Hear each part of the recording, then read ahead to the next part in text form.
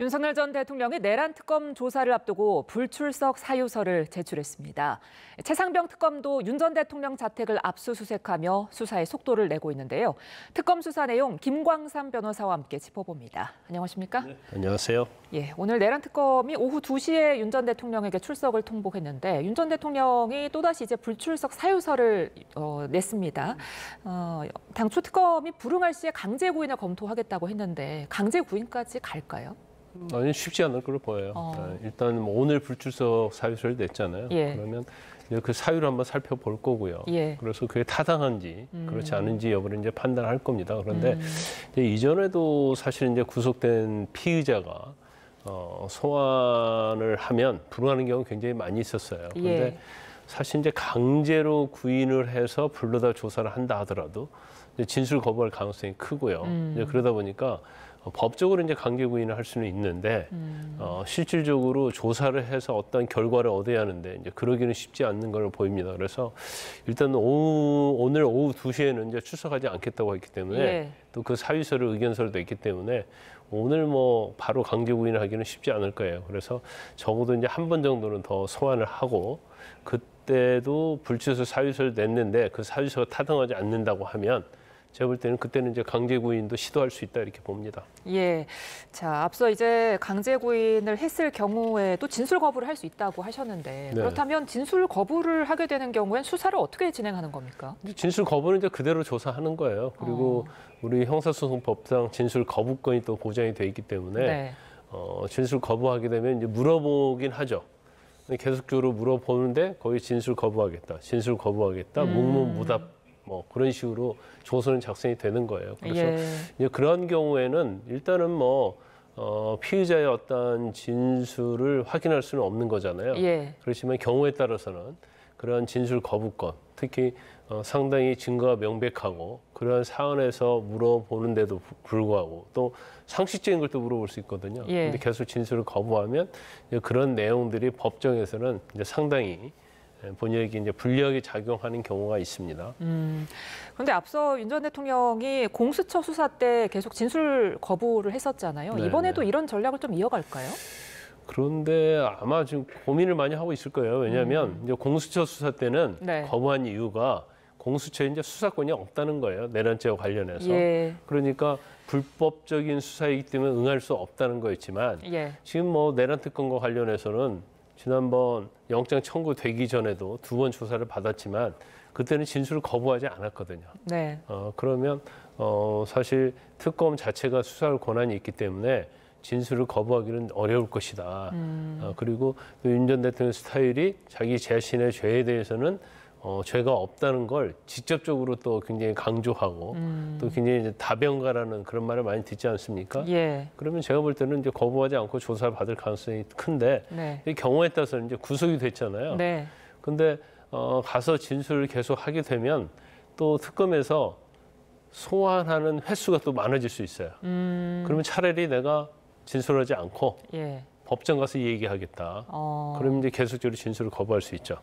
특검에서 계속 소환하는 것을 막기 위해서. 근데 앞서 이제 구속 전에는 사실 윤 전 대통령이 재판에 계속 참여를 해왔는데 구속 이후에는 2번 연속 불출석 사유서를 냈단 말이죠. 앞으로 어떤 전략 가져갈까요? 근데 이제 영장 청구하고 다음날 새벽에 발부됐잖아요. 네. 근데 그날 또 재판이 있었단 말이에요. 예. 그러니까 사실 시간적으로나 건강상 보면 재판에 참석하기는 굉장히 쉽지는 않죠.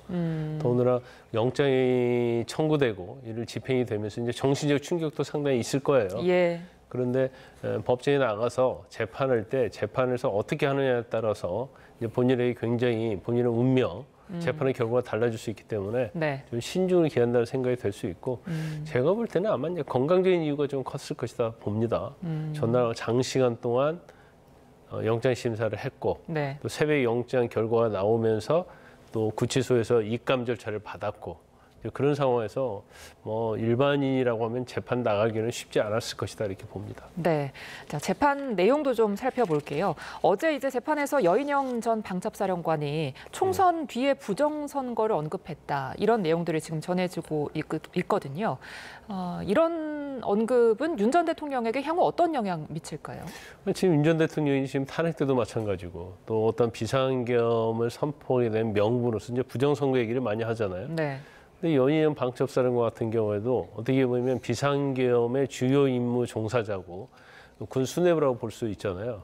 그런데 여인용 전 사령관도 계속 부정선거 얘기를 했다는 거예요. 예. 작년 총선 이후에 5월 달에. 근데 그런 걸 보면 윤 전 대통령과 똑같이 부정선거에 대한 인식이 같지 않았을까 그런 생각이 들고 이제 그렇기 때문에 결과적으로 밑에 있는 보좌관을 시켜서 비서관을 시켜서 뭐 선관위 가서 서버를 뭐 떼오라 가져오라 뭐 그런 얘기 지시를 했다는 거 아니에요? 네. 그러면 부정선거라는 것이 얼토당토 않다고 생각하면 본인이 그런 지시를 안 했겠죠. 근데 부정선거에 대한 인식이 윤 전 대통령과 같기 때문에 자기의 비서실장한테 이제 선관위에 서버 확보하라고 이렇게 지시를 했던 걸로 보입니다. 그래서 예. 이제까지 아마 본인이 이제 비상계엄과 관련해서는 본인은 이제 범행을 이제 부인하는 취지였던 걸로 보여요. 그런데 이제 좀 변화될 가능성이 크다 이렇게 봅니다. 네. 자, 특검은 지금 수사에 상당히 속도를 내는 모양새인 게 윤 전 대통령의 구속기간을 고려해서 법원 휴정기에도 재판을 해야 한다 이렇게 주장하고 있거든요. 재판부가 받아들일까요?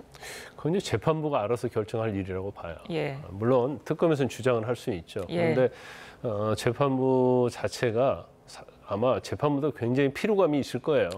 이게 그냥 일반적인 사건이 아니고 예. 전 대통령에 대한 사건이고 대한민국 역사상 없던 내란죄에 관한 사건이지 않습니까? 예. 그리고 이제 이것만 있는 게 아니고 또 추가로 계속 기소된단 말이에요.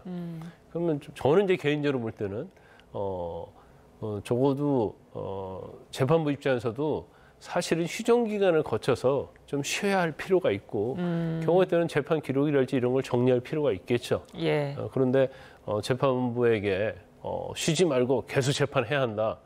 이건 좀 약간 제가 볼 때는 이제 재판부에 대한 좀 약간 월권이 아닌가 저는 그렇게 봐요. 그래서 휴정을 하지 않고 재판을 할 것인지 안 할 것인지 그것은 전적으로 이제 재판부 판단에 맡기는 게 맞다 이렇게 봅니다. 예.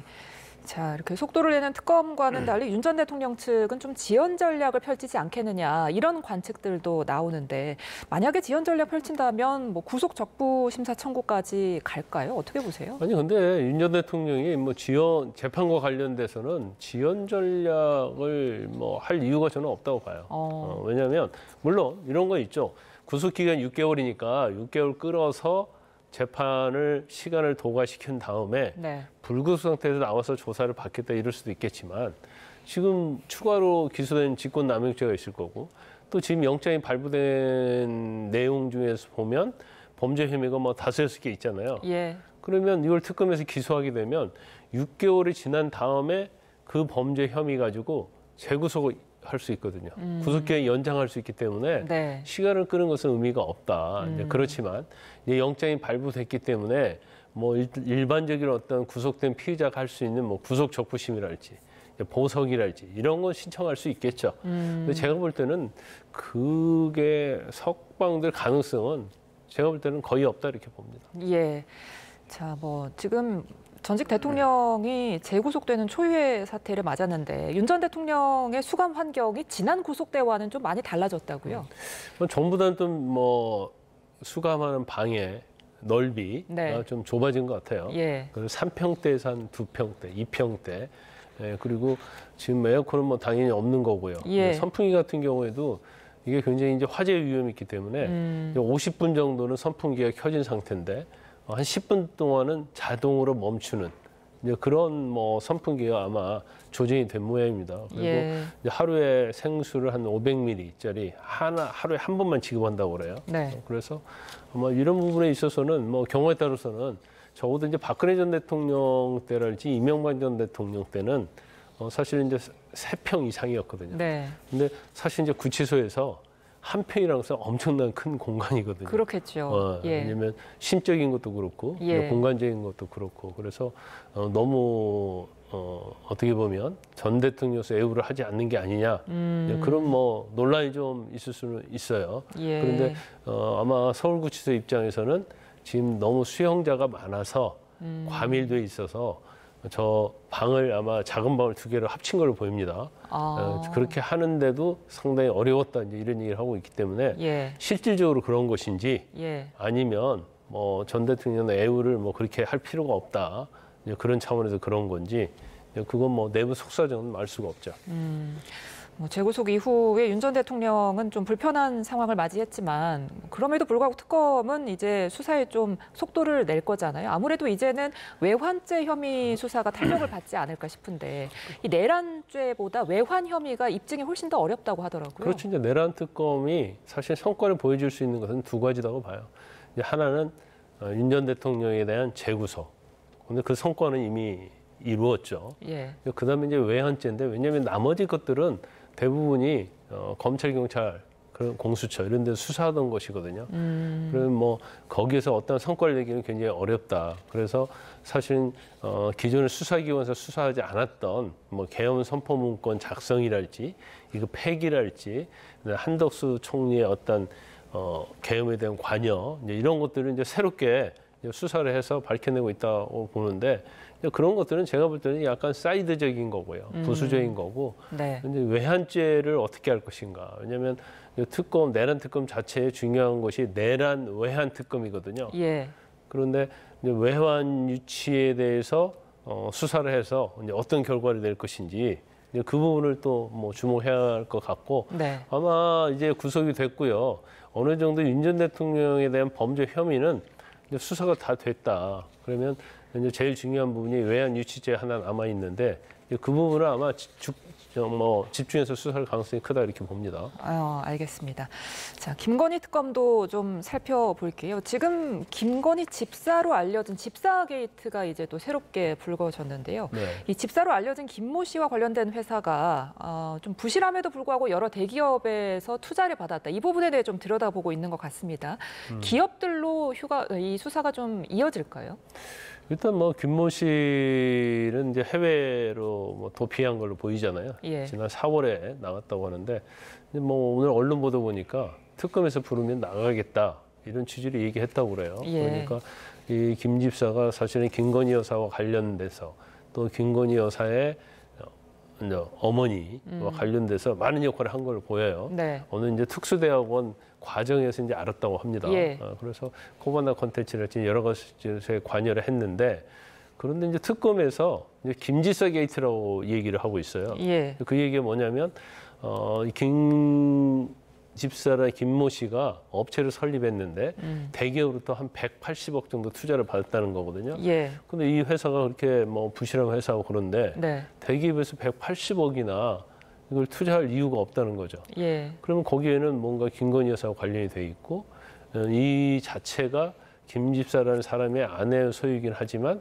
뭔가 김건희 여사하고 연결돼 있는 거 아니냐. 네. 그렇지 않으면 그냥 어떻게 180여는 엄청난 돈을 이제 투자받을 수 있느냐. 그래서 그 부분에 대해서도 이제 수사할 가능성이 있다 이렇게 봅니다. 이제 이 김모 씨를 좀 조사하는 게 중요할 것 같은데 이 김모 씨가 특검에 출석한다고 밝히긴 했지만 지금 해외에 머물고 있잖아요. 수사가 쉽지 않을 것 같은데 어떻게 보세요? 일단 뭐 본인이 오지 않으면 예. 잘 수사하기는 굉장히 어렵죠. 예. 그런데 아마 제가 볼 때는 출석할 거예요. 왜냐하면 여권 무효화까지 해버리면 예. 사실 이제 해외에서 활동하기 굉장히 어렵거든요. 그리고 이 사람 입장에서는 뭐 자기가 정말 정당하게 이제 대기업으로부터 뭐 투자를 받았다고 한다면 예. 아무런 문제가 없겠죠.